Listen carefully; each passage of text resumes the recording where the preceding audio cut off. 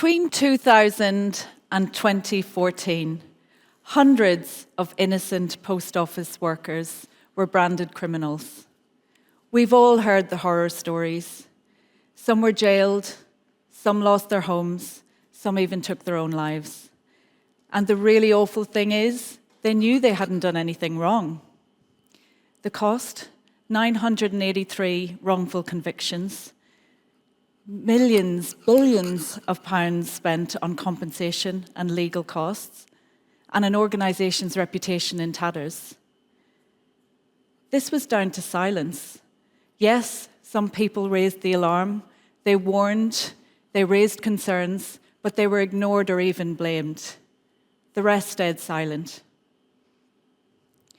What if the survival of your company depended on the quietest person in the room? Yeah, your company might not be facing a national scandal, but what problems are going unsolved? What warnings are being ignored? What innovations are dying in silence? The number one problem facing our businesses today, it isn't tariffs or energy costs or the transition to AI. It's a culture of fear. I get it. We're all really confused right now. We're living in such a volatile world. Every one of us is riven with uncertainty, and we just don't know what direction the world is going in. And it's so tough for leaders. I think it's never been tougher. PwC research tells us that a staggering 50% of CEOs don't think their company will exist in 10 years' time without major reinvention. Okay, adaptability. Hardly a new problem, but where we get it wrong is we're trying to adapt with cultures from a different age. We built workplaces for efficiencies, not for innovation. Back then, silence was a sign of compliance, a sign of loyalty. Right now, it's a death sentence. The workplaces we created to have predictable outcomes are our biggest threat. When an original thinker is sidelined for their creative ideas, when a quiet colleague is too afraid to tell you your big new initiative won't work, when poor behavior goes unchallenged, sooner or later, it all drops down to the profit line. And sometimes it's just a function of leadership that we start to disconnect from our people. The Berkeley psychologist Dacher Keltner's research tells us that as we gain power in organizations, we lose the ability to empathize, to collaborate, and to connect. And I felt that myself. Managers who made me feel undervalued, didn't connect with me, made me feel I wasn't invited to the party where everybody else was being celebrated. I still remember my first time on a senior management board. I'd been promoted really quickly, probably too quickly in my eyes, because everyone else was really experienced. They were older, they seemed to have really deep friendships, in-jokes, and I didn't feel like I belonged. I didn't feel that I was welcomed. I was on mute. Not literally. I smiled the right places, nodded along, tried to blend in. But inside, I had fresh ideas and perspectives that I didn't feel welcome to share. I didn't feel I had permission. It was a difficult situation, but it did really shape how I feel about leadership today. Because if we don't create space for all the voices, worse still, if we make people fearful to speak up, we're not just losing ideas and opinions, we're losing the ability to build better businesses. When leaders assume silence means alignment, they make their worst decisions. This is about psychological safety, something probably we all know about. We're talking about cultures of rewarded vulnerability and rewarded challenge. For me, this equates to fearless cultures. And when we're in psychologically unsafe cultures, 85% of people feel that they can't speak up about a concern. And I understand why, because our brain operates differently under fear. When we have that sense of threat, we're not going to come up with brilliant ideas. We feel we're being chased by a tiger. We're shutting down that innovative space. We're in survival mode. Let me show you what silence actually costs.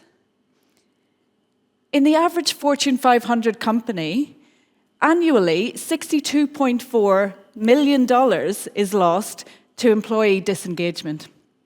And our response? Free fruit. Yeah, we've got a toxic culture, but have you seen our new beanbags?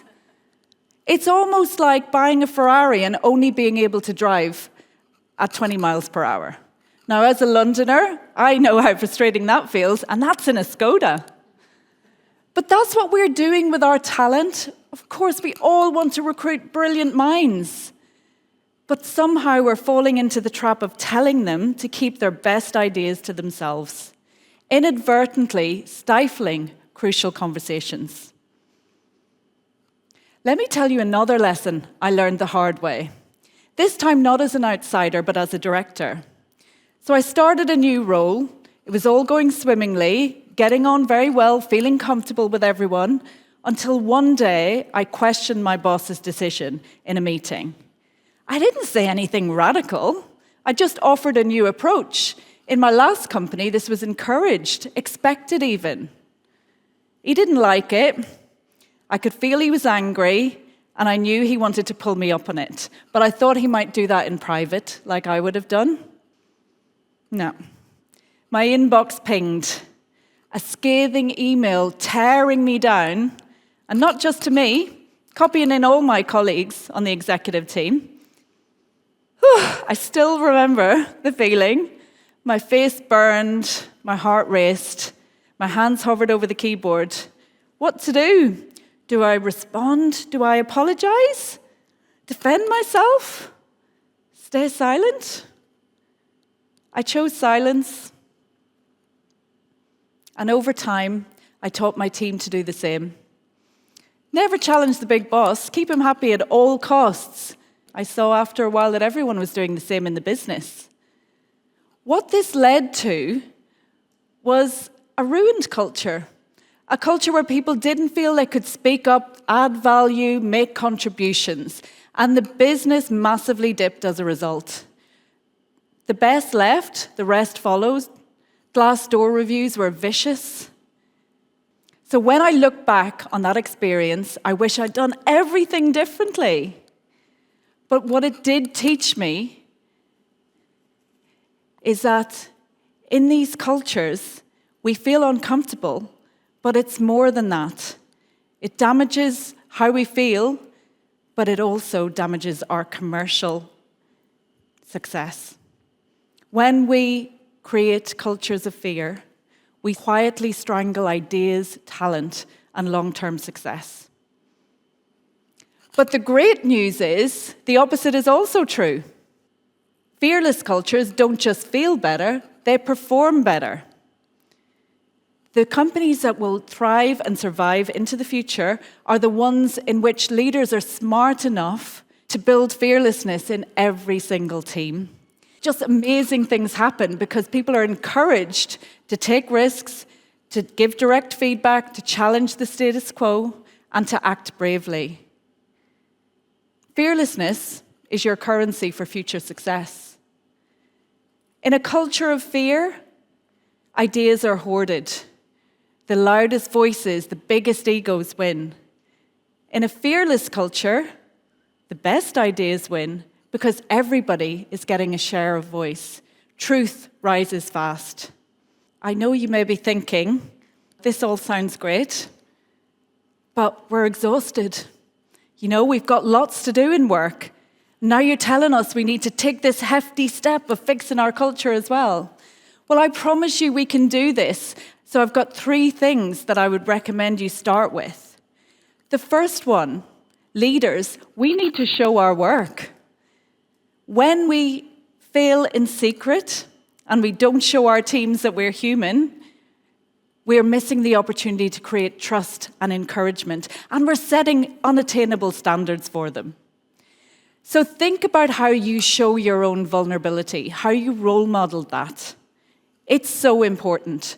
Let me give you an example. A charity I work with called The Reader.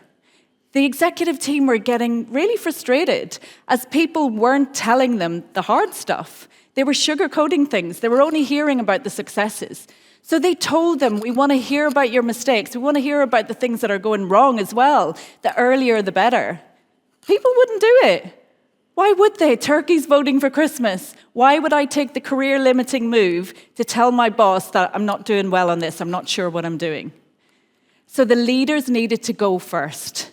They started the ball rolling. They changed the script. In every leadership team meeting, they started to share their ows as well as their wows.